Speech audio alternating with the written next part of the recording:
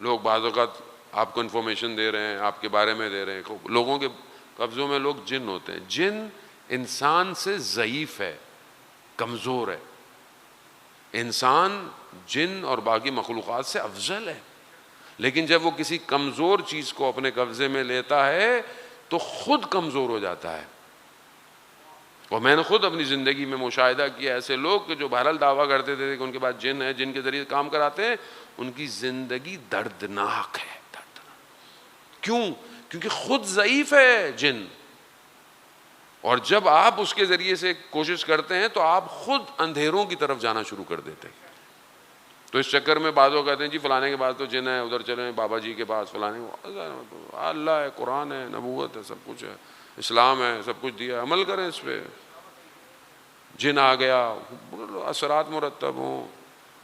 اب جتنے ہمارے یہاں اکثر ایسے واقعات ہوتے ہیں، آپ ویسٹ میں جائیں تو لوگ آٹزم اور اس طرح کی بچوں کے اوپر بیماریاں، مریض خوب ہے. ہمارے یہاں تو ذرا سا بچہ ایسا خدا نہ خواستہ ہو تو ہم بچپن سے کہتے ہیں اس کے اوپر بچپن سے سایہ تھا. کانسیپٹ غلط ہے. خوب قرآن پڑھیں، آیت الکرسی پڑھیں، صدقہ دیں، خیرات دیں، نیکیاں کریں. بہرحال آیت الکرسی پڑھ کے باہر نکلا کریں، 4 کل پڑھیں تاکہ جن اور شیاطین کے شروں سے بچ کے رہے، انسان اپنے آپ کو حفاظت کرے. ذہن محترم، میں یہ نہیں کہہ رہا کہ خوب علم غریبہ نہیں ہے یا ایسی چیز، نہ چیزیں رکھتی ہیں، وجود رکھتی ہیں، لیکن اتنا نہیں ہے جتنا ہم اپنے آپ کو. اسی طرح جو ہندو مرتاز ہوتے ہیں، پریکٹس کرتے ہیں، بھوکے رہتے ہیں، اپنے نفس پہ کنٹرول کرتے ہیں، خوب ایک چیز ان کو بھی مل جاتی ہے جب آپ ان کے پاس بھی جائیں تو وہ چیزیں ہیں، لیکن ان کے پاس ہدایت نہیں ہے، ان کے پاس نور نہیں ہے. وہ آپ کو نور کی طرف نہیں لے کے جائیں گے، یا آپ کے ظاہری کاموں کو انجام دے دیں گے. تو ہدایت صرف اللہ کے ولی کے پاس ہے، اللہ کے ولی کے پاس ہے. ایک مرتاز ہندی نجف میں آیا، بہت بڑے عالم دین، تو ان کو پتہ چلا کہ وہاں آیا ہوا ہے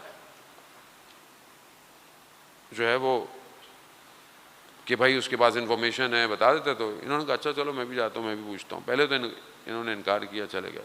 خیر گئے تو اس سے پوچھا اچھا میرے ذہن میں ایک شخص ہے، وہ کہاں ہے؟ اب اس نے سوچنا شروع کیا. کافی دیر بعد اس کے چہرے کا رنگ سرخ ہو گیا. کہا کیا ہوا؟ بہرحال مرتاز تھا، نفس پہ قابو کیا، اپنی خواہشات پہ قابو کیا.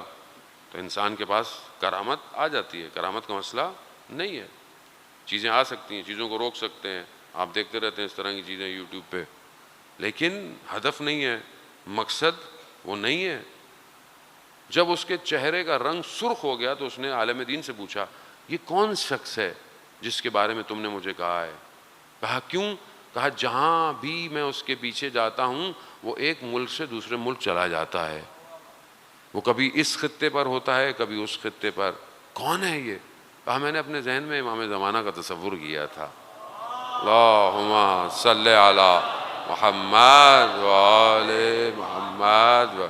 لیکن جہاں آپ صحیح اولیاؤں کی کرامت دیکھیں کہ علامہ طباطبائی کو آیت اللہ قاضی نے ذکر دیا پڑھنے کو، اور کہا کہ اگر کوئی چیز آئے تو توجہ نہیں دینا، چاہے کوئی بھی آئے، چاہے ملائکہ بھی آ جائیں، اپنی توجہ ذکر پہ رکھنا. وغیرہ مسجد کوفہ میں کر رہا تھا تو میں نے دیکھا کہ دائیں طرف نور ایک جام لے کے آ گئی، حور ایک جام لے کر آ گئی. میں نے توجہ نہیں دی کیونکہ استاد کی بات یاد آ گئی. دوسری طرف پھر آ گئی. میں اپنی عبادت میں مشغول رہا. علامہ طباطبائی بیان کرتے ہیں عزیزان محترم، اگر ملائکہ اتر کر تمہارے ہاتھوں کو چومنے بھی لگیں تو یہ مت سمجھنا کہ تم عارف ہو گئے ہو، کیونکہ عرفان بندگی میں ہے، کمال میں ہے. کربلا حسین حضرت اسماعیل کے وارث ہیں، اشارہ کرتے تو پانی زمینوں سے نکل آتا. مگر آج ہماری معرفت کی پیاس نہ بجھتی، قیامت تک کو حسین دیکھ رہے ہیں.